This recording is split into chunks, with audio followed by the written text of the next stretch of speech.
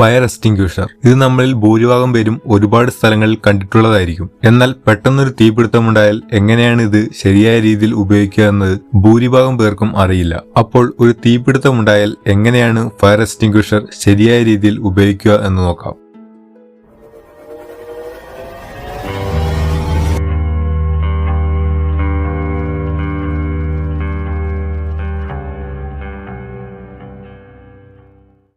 Fire extinguisher ഉപയോഗിക്കുമ്പോൾ ആദ്യം ചെയ്യേണ്ടത് അതിൽ ഘടിപ്പിച്ചിട്ടുള്ള പ്രഷർ ഗേജ് ചെക്ക് ചെയ്യുക എന്നതാണ്. പ്രഷർ ഗേജിലെ പോയിന്റർ ലെഫ്റ്റ് സൈഡിലെ റെഡ് ഏരിയയിലാണ് എങ്കിൽ അതിലെ പ്രഷർ വളരെ കുറവാണ് എന്നും റൈറ്റ് സൈഡിലെ റെഡ് ഏരിയയിലാണ് പോയിന്റർ ഉള്ളത് എങ്കിൽ പ്രഷർ വളരെ അധികമാണ് എന്നുമാണ് സൂചിപ്പിക്കുന്നത്. ഈ രണ്ട് സാഹചര്യത്തിലും എക്സ്റ്റിംഗ്വിഷർ ശരിയായി പ്രവർത്തിക്കുന്നതായിരിക്കില്ല. പോയിന്റർ ഗ്രീനിലാണ് എങ്കിൽ അത് ഉപയോഗിക്കാൻ ഓക്കെയാണ് എന്നുമാണ് സൂചിപ്പിക്കുന്നത്. പിന്നെ ചെയ്യേണ്ടത് ഫയർ എക്സ്റ്റിംഗ്വിഷറിൽ ഒരു പിന്ന് കാണാൻ സാധിക്കും. ഇത് ഒരുതരം സേഫ്റ്റി ലോക്ക് ആണ്. ഈ പിൻ പുറത്തേക്ക് വലിച്ചെടുക്കുക. ഈ പിന്നിന്റെ മറുവശത്ത് എന്തെങ്കിലും സേഫ്റ്റി സീലുകളോ അല്ലെങ്കിൽ ക്ലിപ്പുകളോ ചിലപ്പോൾ കാണാൻ സാധിക്കും. അത് റിമൂവ് ചെയ്താൽ മാത്രമായിരിക്കും ഈ പിൻ റിമൂവ് ചെയ്യാൻ സാധിക്കുക. പിൻ റിമൂവ് ചെയ്തതിന് ശേഷം ട്രിഗറിനും ഹാൻഡിലിനും ഇടയിലുള്ള പ്ലാസ്റ്റിക് ലോക്കും റിമൂവ് ചെയ്യുക.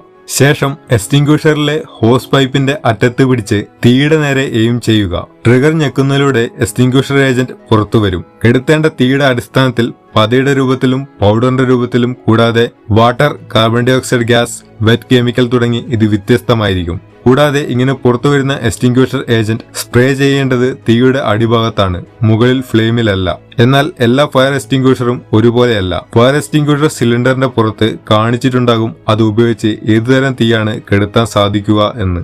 ക്ലാസ് എ എന്നാണ് കാണിച്ചിട്ടുള്ളതെങ്കിൽ ആ എക്സ്റ്റിംഗ്വിഷർ ഉപയോഗിച്ച് wood, plastic, rubber, paper, cloth തുടങ്ങിയവ കത്തുന്നത് മൂലമുണ്ടാകുന്ന തീ കെടുത്താനാണ് ഉപയോഗിക്കുന്നത്. ക്ലാസ് ബി എന്നാണ് എങ്കിൽ അത് പെട്രോൾ, ഡീസൽ, കെറോസിൻ പോലുള്ള ഫ്ലേമബിൾ ലിക്വിഡിൽ നിന്നുള്ള തീ കെടുത്താൻ ഉപയോഗിക്കേണ്ടവയാണ്. ക്ലാസ് സി എന്നാണെങ്കിൽ അത് LPG, ബ്യൂട്ടൻ, പ്രൊപ്പൈൻ പോലുള്ള ഫ്ലേമബിൾ ഗ്യാസസിൽ നിന്നുള്ള തീ കെടുത്താനാണ് ഉപയോഗിക്കുന്നത്. ക്ലാസ് ഡി എന്നാണെങ്കിൽ അത് സോഡിയം, ലിഥിയം, പൊട്ടാസ്യം, അലുമിനിയം പോലുള്ള മെറ്റലുകളിൽ നിന്നുണ്ടായ തീ കെടുത്താനാണ് ഉപയോഗിക്കേണ്ടത്. ഇനി ക്ലാസ് ഇ എന്നാണ് കാണിച്ചിട്ടുള്ളതെങ്കിൽ കമ്പ്യൂട്ടർ, സെർവർ, ഇലക്ട്രിക് മോട്ടോർ പോലുള്ള ഉപകരണങ്ങളും ഇലക്ട്രിസിറ്റിയും മൂലമുണ്ടാകുന്ന തീ കെടുത്താനാണ് ഉപയോഗിക്കേണ്ടത്.